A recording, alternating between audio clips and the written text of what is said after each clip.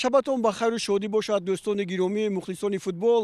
ҳоло гурӯҳи эҷодии мо дар варзишгоҳи марказии ҷумҳуриявии шаҳри душанбе қарор дорад ва аз рӯзи 25 октябр сар карда дар ин варзишгоҳ бозиҳои интихобии ҷоми осиё дар гурӯҳи б ва ҳамчунин ҷ сурат мегирад ва дастаи мунтахаби тоҷикистон якҷоя бо дастаҳои мунтахаби эрон, лубнон ва ҳамчунин непал барои рохат ба бозиҳои финалӣ ки дар ӯзбекистон соли 2022 баргузор мегарданд муборизаи худро шурӯъ мекунад. тавре медонед ин албатта бебаҳс нест. албатта мухлисони футбол ин ҷо меоянд то ки бубинанд ки дастаи мунтахаби тоҷикистон чӣ гуна бозӣ мекунад. аллакай суолҳои зиёде ҳам ба мо расидаанд ва мо имрӯз дар бораи омодагии дастаи мунтахаби тоҷикистон ба шумо ҳарф мезанем.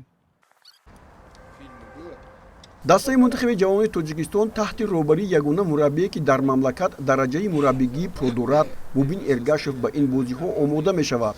мубин эргашев дар замони ҳунарнамоиаш дар ҳайати дастаҳои футболи тоҷикистон соли 1999 бо варзоби душанбе соҳиби унвони чемпионӣ шудаасту ҷоми тоҷикистонро низ болои сари худ бардоштааст.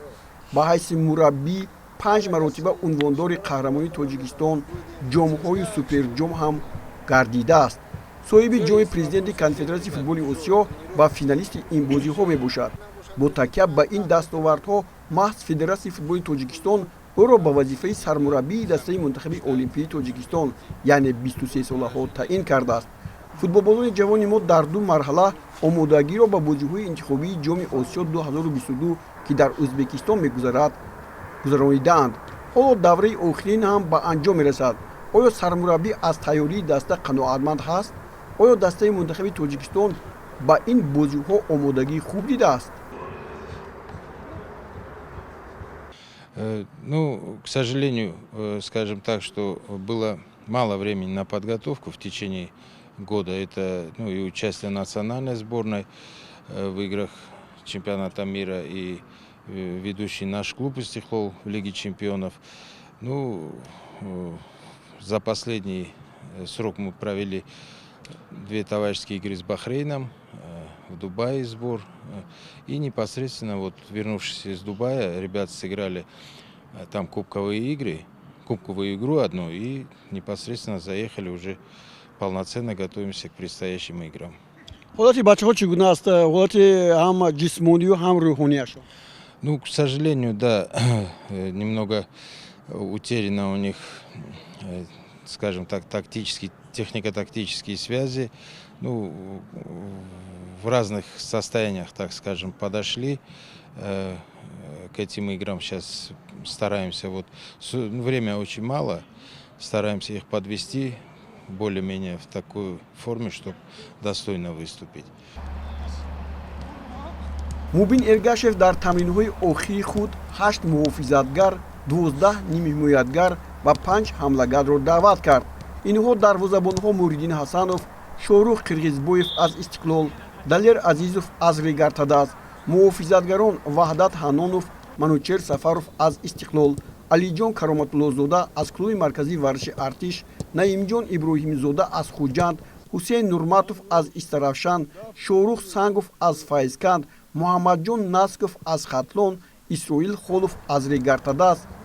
нимҳимоятгарон эҳсони панҷшанбе аз Навбаҳори Ӯзбекистон, Ислом Зоиров, Салам Ашурамадов, Шарифбек Раҳматов аз Истиқлол, Кароматулло Саидов, Далер Ёдгоров аз Хуҷанд, Саидмухтор Азимов аз Истаравшан, Шарафҷон Солиев аз клуби марказии варзиши Артиш, Сорбон Афғонов аз Хатлон, Хуршед Абдуллоев аз Душанбе, Шӯҳрат Элмуродов, Имомалӣ Аҳмадхон аз Регартадаз, ҳамлагарон Шаҳром Самиев аз Торпедо Белаз, Беларус, Рустам Соиров, Шервонӣ Мабадшоев аз Истиқлол, Муҳаммадали Азизбоев аз Истаравшан, Нуриддин Ҳамроқулов аз Хатлон мебошанд.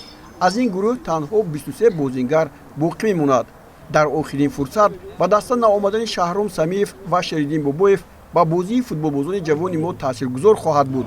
аммо агар капитани даста эҳсони панҷшанбе ки рӯзи 23 октябр бо Навбаҳор дар чемпионати Ӯзбекистон бо Машъал бозӣ мекунад, дар бозиҳои интихобӣ ширкат наварзад, мушкилиҳо боз ҳам зиёдтар хоҳанд шуд. эҳсон дилу дидаи даста ва мухлисони футбол мебошад. Эсон, вроде переговоры ведем, там и с тренером разговаривали. У них 23-го игра. 23-го, и то ему надо прилететь, чуть-чуть восстановиться и играть серьезную игру с Ливаном. Плюс к тому еще у нас двое пропустят игру, так как, ну, опять же, это законы АФК, они в играх за Ю-19 перебор желтых карточек у них был, и финальной части не было. То есть они автоматически переносятся на игры следующие по рангу, то есть Ю-23. дар ҳайати даста футболбозони бо таҷриба хеле зиёданд. ваҳдат ҳанонов, манучер сафаров, рустам соиров, муҳриддин ҳасанову шоҳрух қирғизбоев, кароматулло саидов борҳо дар ҳайати асосии дастаи мунтахаби тоҷикистон дар бозиҳои интихобии ҷоми ҷаҳону осиё дастаҳои мунтахаби солҳои гуногун шарафи футболи мамлакатро ҳимоя карданд. ваҳдат ҳанонов бозингари дастаи истиқлоли душанбе яке аз дӯстдоштатарин футболбоз миёни мухлисон гардидааст.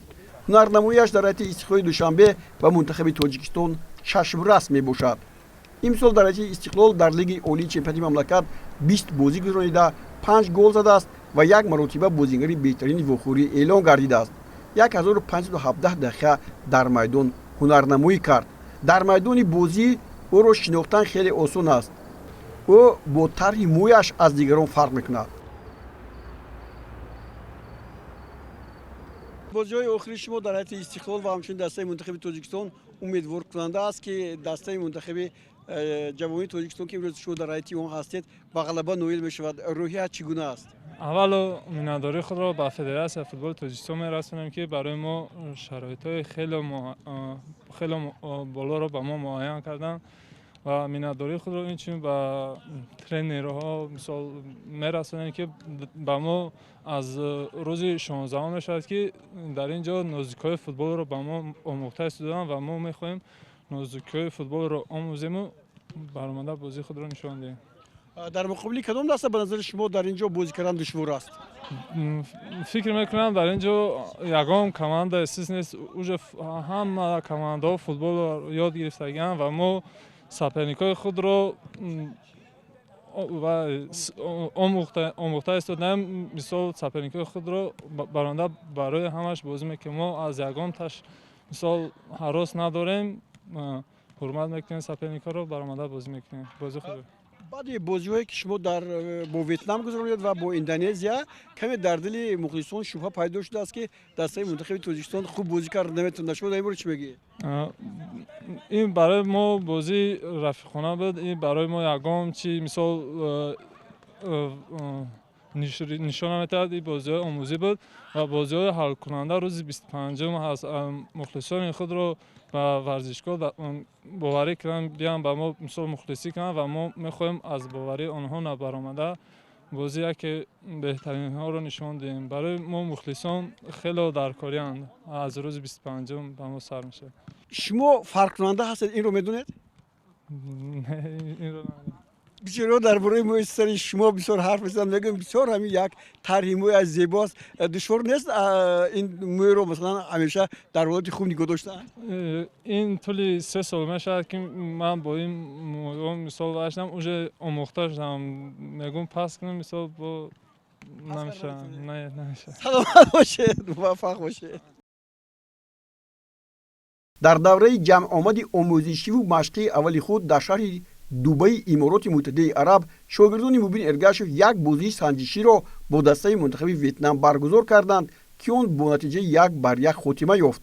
дар ин вохӯрӣ маълум буд, ки футболбозони мо ҳамдигарро хуб намефаҳманд ва бозиашон тарҳи зебову созгоре надошт.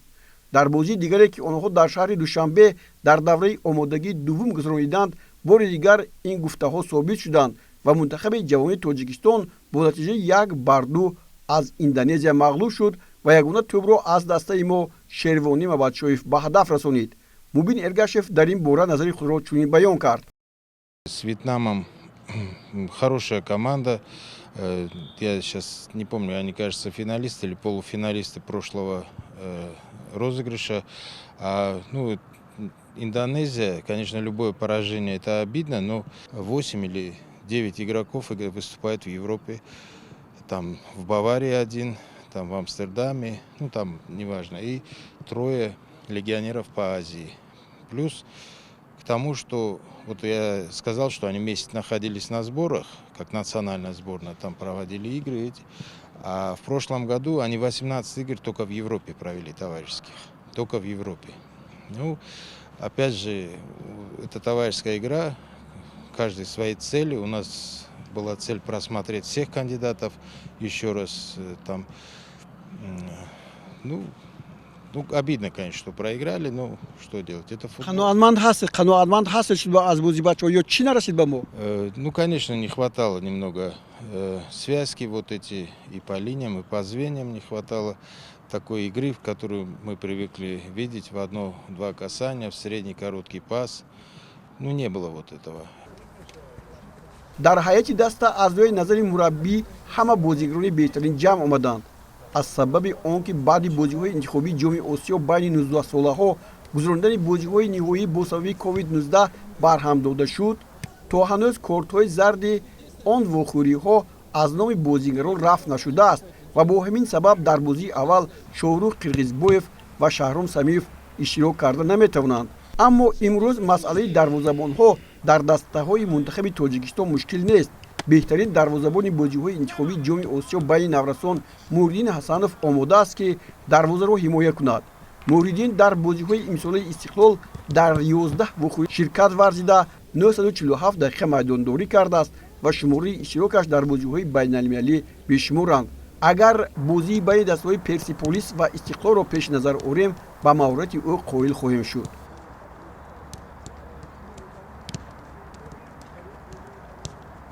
хуб, дар гурӯҳи мо Эрон, Непал ва ҳамчунин Лубнон ҳастанд.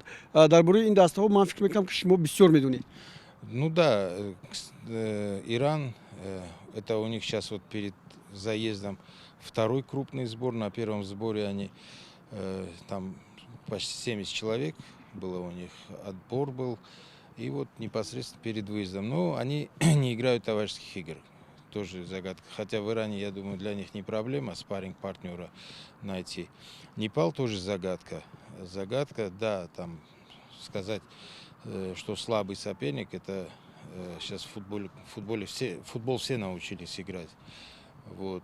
Тоже не играла товарищеских игр. Ну, опять же, если так посмотреть, там многие, кажется, тоже выступают за национальную сборную. Они вот турнир у них был в Индии, они заняли второе место.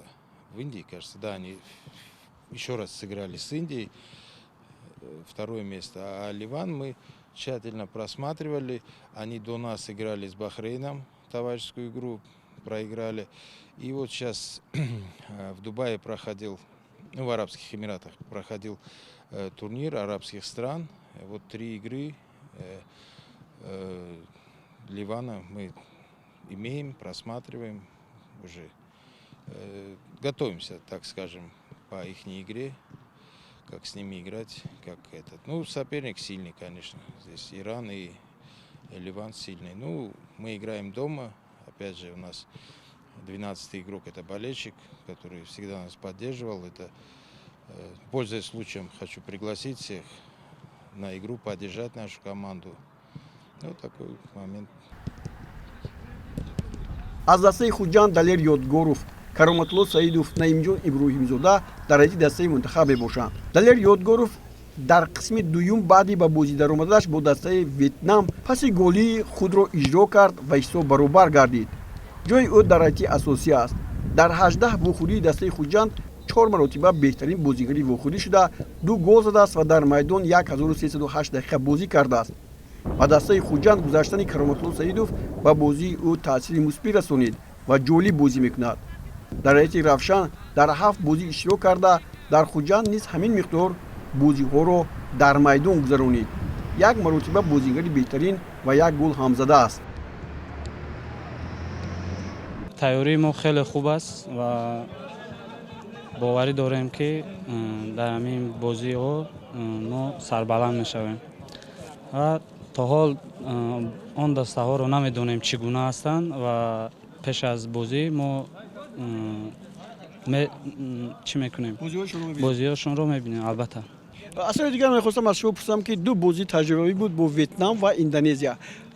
каме бошад ҳам ба назар чунин расид, ки бозии бачаҳои мо он қадар хуб нест, яъне якдигарро хуб намефаҳманд. Ҳаминро тасдиқ кардан мумкин аст ки ё не? чӣ хел гӯям, дар шаҳри Дубай шуд бозӣ, аз сабаби ҳаво гарм буд. Аз ҳамин сабаб бачаҳо натавонистанд ки ҳамаи қувваи худро сарф кунанд. Аз ҳамин сабаби ҳаво ки гарм буд, натавонистанд бачаҳо қувваи худро сарф кунанд. мо чӣ хел гӯям, омӯхта набудем дар боду ҳаво. имрӯз Индонезия инҷо бозӣ доштед ва бо ҳисоби 1-2 мағлуб шудед. Ин чӣ гуна шуд? Хай, ин бозии рафиқона буд ва чӣ хел гӯям, ҳам як дусе бачаҳо набуданд. Хай, мо ҳаракат кардем ки бе ягон травма, бе ягон чӣ шавад бозӣ, тайёрӣ барои 25-ум аст бо Ливан. бозигароне ки аз ҳайати дастаи Истиқлол ба ин бозӣ омаданд, метавонанд бо таҷрибаи худ ибрат нишон диҳанд. Манучер Сафаров яке аз онҳост. дар ин баробар дар бораи Ваҳдат Ҳанонов дар боло гуфтем. Аммо Рустам Соиров дар 20 бозии Истиқлол бо ивазшавӣ ба майдон омада ба дарвозаи ҳарифон 10 тӯб задааст, ки барои чунин футболбози ҷавон ин шараф аст. 2 маротиба бозигари беҳтарини бозиҳо ҳам гардидааст. Шервонӣ Мамадшоев аз дастаи клуби марказии варзиши Артиш ба Истиқлол гузашту дар 8 вохӯрӣ 4 голро ба номаш муҳр зад. 2 маротиба бозигари беҳтарин шуд. Ислом Зоиров дар 19 бозии истиқлолиҳо ба майдон омадааст ва 2 тӯб ҳам ба номи ӯ марбут аст. 1 маротиба бозигари беҳтарин эълон шудааст. 984 дақиқа дар майдон буд. ба қатори нишонзанҳо Муҳаммадалӣ Азизбоев ҳам шомил аст. аз чемпионати Ӯзбекистон ба Истиравшан омад ва дар 6 вохӯрӣ иштирок намуд. мо бо мунтахаби Тоҷикистон 20 сола тайёрӣ душвор дидастем. ҳаракат мекунем ки бозӣ хуб нишон медиҳем ба чемпионати Осиё роҳ гирем. имрӯз ман мебинам ки дар ҳайати дастаи мунтахаби Тоҷикистон онҳое бозӣ мекунанд ки дар ҳайати мунтахаби асосӣ ҳам бозӣ карданд. Ин рӯҳ мебахшад ба дигар бозигаро?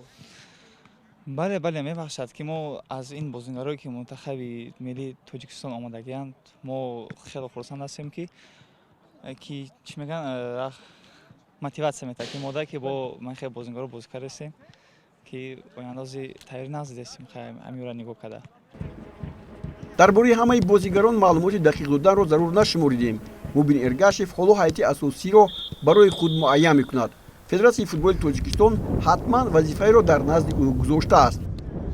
У каждого, допустим, свои цели и задачи. Здесь, я думаю, скрывать не стоит.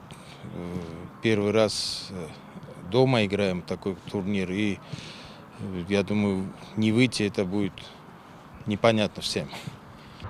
бори дигар ёдрас мекунем ки дар марҳилаи интихобии ҷоми Осиё 2022 дастаи мунтахаби ҷавони Тоҷикистон дар варзишгоҳи марказии ҷумҳуриявӣ дар гурӯҳи Б ҳунарнамоӣ мекунад. бо мунтахаби ҷавони Лубнон бозиашро 25 октябр, Непал 28 октябр ва Эрон 31 октябр доир хоҳад кард. шумо киро мехостед дар ин даста бинед, аммо наметавонед? Ну, я думаю, хотя у нас было времени мало, мы просмотрели всех, кто может помочь команде, кто достоин играть. Думаю, на сегодняшний день это те ребята, которые находятся здесь. خب با دستای شما و همچنین به فوتبالبازانی که امروز در این میدان هستند برای کار می‌خواهیم. امید داریم که با آرزوی میرسیم و آنها بازی‌های نهایی چمپیوناتی آسیا میروند به ازبکستان. سلامت باشید. همین طریق دوستان گرامی روز 25 اکتبر دسته منتخب جوانان تا 23 سال تاجیکستان با دسته منتخب لبنان در این میدان بازی میکند و ما و شما برای این فوتبالبازانی که حالا لحظه مشق خود را به انجام میرسانند مخلصی میکنیم. بیاید به ورزشگاه تا آنها توانند که با کمک شما دسته های در این گروه بوده را شکست دهند.